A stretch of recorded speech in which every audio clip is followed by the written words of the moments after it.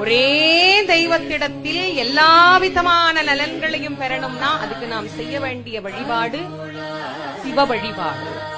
சிவ வழிபாட்டை நாம் எடுத்துக்கொண்டு சிவபெருமானை நாம் வழிபட ஆரம்பித்தால் எல்லாம் சிவமாக நமக்கு தெரிய ஆரம்பிக்கும். எல்லாம் சிவம் என்றால் எல்லாவற்றிலும் இருக்கிற அன்பை நம்மால் உணர முடியும்.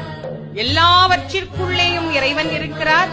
அந்த இறைவன் சிவத்தின் வடிவமாக இருக்கிறார். சிவபெருமானை வழிபடுவதனால் இந்த உலகத்தில் நமக்கு 2 இல்லாமல் போகும். என்ன இல்லாமல் போகும்? சிவபெருமான கும்பிட்ட 2 இருக்காரு. ஒன்னு பிறப்பு, இன்னொன்னு இறப்பு. பிறப்பும் இறப்பும் இல்லாமல் இருக்க வேண்டும் என்றால் சிவ வழிபாடு ஒன்றே அதற்கு துணை செய்யக்கூடியது. ஏன்னா பிறப்பும் இறப்பும் இல்லாத பெருமானை நாம வழிபாடு பண்ணும் போது